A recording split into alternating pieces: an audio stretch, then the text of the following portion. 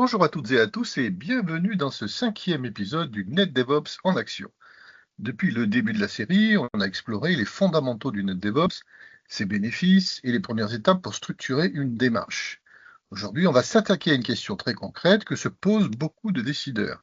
Faut-il repartir de zéro pour se transformer ou peut-on faire évoluer un réseau existant, parfois en place depuis 10 ou 15 ans?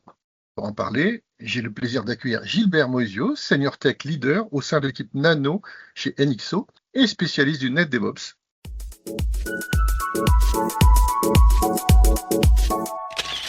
Bonjour Gilbert.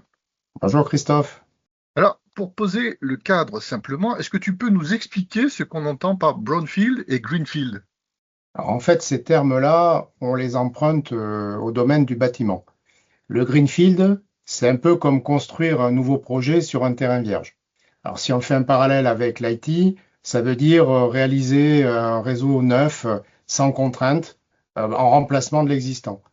Le brownfield, ça reviendrait un peu à faire de la rénovation sur de l'existant.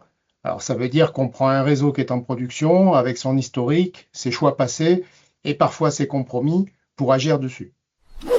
D'accord. Dit comme ça, on s'imagine facilement que le greenfield fait rêver et que le brownfield peut sembler plus complexe à aborder, c'est ça?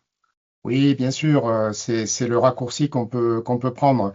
Mais en réalité, il faut voir que 90% des organisations sont généralement en brownfield. On n'arrive pas au moment d'un nouveau projet.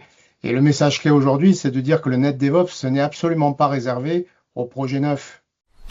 D'accord, on entend souvent cette idée encore aujourd'hui, hein, que si on veut faire du net DevOps, il faut tout reconstruire.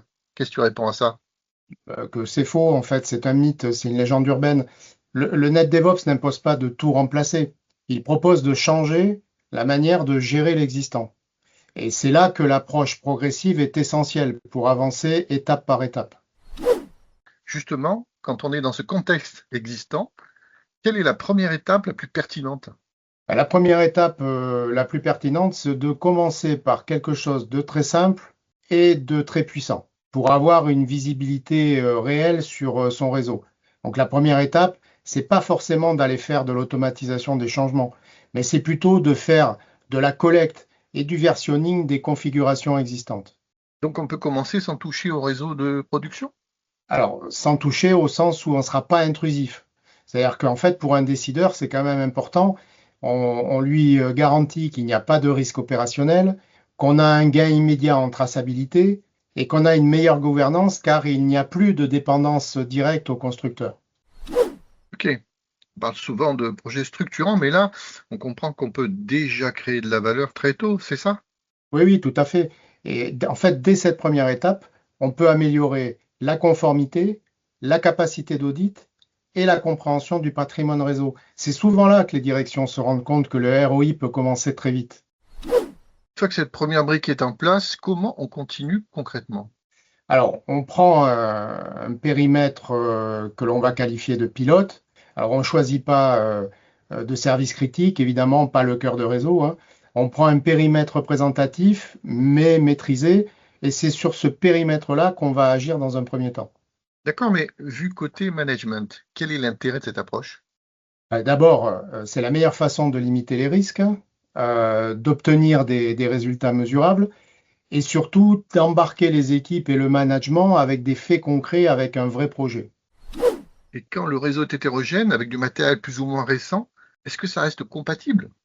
Ah oui, oui, tout à fait, c'est pas grave. De toute façon, le net DevOps, c'est totalement agnostique technologie et agnostique constructeur. Donc, il s'adapte à l'hétérogénéité, aux contraintes, au cycle de vie du matériel. Je dirais même que c'est là où il va être le plus à l'aise et il va être le plus intéressant. On ne cherche pas la perfection immédiate. On cherche une trajectoire d'amélioration maîtrisée. Et on peut faire un parallèle avec la notion de dette technique? Oui, complètement. Alors, la dette technique, si on l'applique au développement, on ne va pas rembourser toute la dette d'un coup. On priorise ce qui apporte le plus de valeur business. C'est ce qu'on appelle les quick wins. C'est exactement la philosophie que l'on a quand on fait du brownfield et du net DevOps en même temps. Ok, c'est une transformation progressive, mais certains peuvent se dire que ça va forcément prendre du temps. Oui, oui, forcément, transformer des pratiques, ça prend du temps, il y a des décisions importantes à prendre, mais l'important, c'est que les bénéfices arrivent avant la fin du projet. Surtout en mode agile, le mode agile se prête bien à ça. J'ai vu des organisations voir des gains concrets en quelques mois, alors que la transformation complète prenait plus d'un an.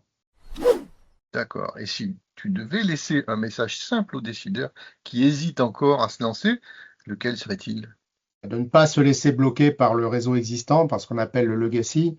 Le brownfield, c'est pas un frein en net DevOps. C'est non seulement c'est le terrain le plus courant, mais c'est souvent le terrain qui est le plus rentable. Donc il faut avancer progressivement, mesurer, sécuriser, mais surtout avancer. La question aujourd'hui n'est pas est-ce qu'on doit y aller, mais comment on y va. Merci beaucoup Gilbert pour cet éclairage très concret. Merci Christophe. Ce qu'on peut retenir de notre échange, c'est que la transformation NetDevOps ne passe pas forcément par une rupture, mais plutôt par une évolution progressive de l'existant. En résumé, on commence simplement, on sécurise, on crée rapidement de la valeur et surtout on embarque les équipes dans la durée. Merci à vous de nous avoir écoutés. On se retrouve très bientôt pour le prochain épisode qui sera le dernier de cette série NetDevOps en action. Et on y parlera d'un sujet clé, l'humain dans la boucle et comment le NetDevOps transforme les métiers du réseau. À très bientôt sur Ensotech.